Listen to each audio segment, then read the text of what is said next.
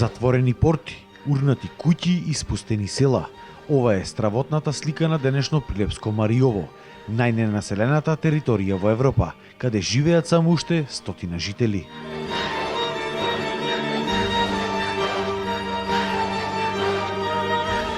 Кога разговаравме на тема иселување, неодамна со еден жител токму од селото Витолиште, ми кажа една многу трогателна реченица.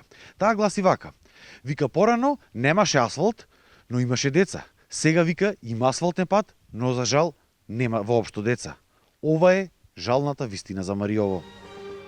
Иселувањето на Мариово започнало уште во 60-тите години на минатиот век, поради погрешните државни политики, а продолжило се до денес.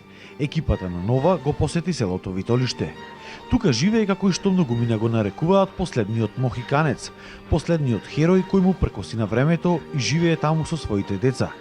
Но за жал, овие слики како што си играат децата ги има само во викенд, затоа што од понеделник до петок тие живеат во град поради тоа што одат на училиште. Витолиште е сега со некои 50 до 60 постојани жители кои што имаат за жал висока просечна старост од над 60 години. Деца нема. Деца нема ни едно моментално, одсем за викендот кога вака ние се собираме на куп. Какви чувства се будат кај вас кога ќе ги видите вашите деца единствено само за викенд тука? Па знаете како, јас многу оптимистички гледав дека нешто може да се смени, нешто може да опстои во овие региони. Па знаете како, јас уште гледам дека може постојат некои си шанси, ама мислам не за нашиве генерации, за некои други генерации. Овој објект тука е селското училиште. Последен пат училишното звоно тука се слушна во 2013 година. Претходно училиштето работеше 5 години. Сега тоа е затворено.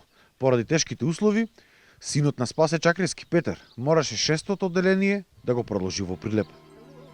Чакрески, кој живее само од одгледување на добиток и производство на сирење, вели дека во Мариово повеќе нема елементарни услови за живот. Немаме контакт со градот, значи редовна линија на превоз на патници. Па институциите кои што постоја на некој начин, да речеме, од јавна здравствена установа, од училиште, од не знам друштвени некои организации кои постоја, сето тоа замре.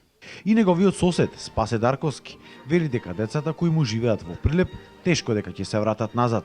Имам 3 деца, машкото моментално не вработен, информатичар, професор по информатика. Имам 2 женски, близначиња.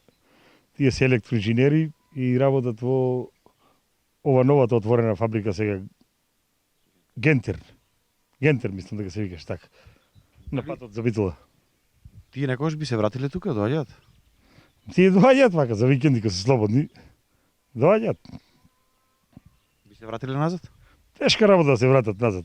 Вака некој јагне да опечиме за некој празник, за некој викенд. И тоа е враќањето. Но сепак тој признава дека тука на село заработува многу повеќе отколку во градот. Сте работели и во град, работите и тука. Каде повеќе заработувате? Па се разбира тука. Имам работени в град, не само во еден град, имаме по низ цела Македонија имам работено во фирмата и со солидна плата. Овде ни е подобро. Што живеете тука? Стока гледаме, овци, сирење произведуваме, јагниња и така. Дека условите за живот тука се скоро и невозможни, признаваат и другите жители. Превоз нямаме, вода нямаме, струја за текли му изгасија, пуштија, телевизија нямаме, кој ќе снема и струја и телевизија нямаме, и телефоните не работат. Никој нема се врати. Зошто? И зашто нема услови? За живот услов нема. Некој нема пари, куќата му паднала, треба да направи куќа. А сега младите ќе трпат и назад не се враќај. Кој ќе се врати? Колку време немало свадба во црквата? Тоа над 30 години. Нема 30, ама тука е нешто.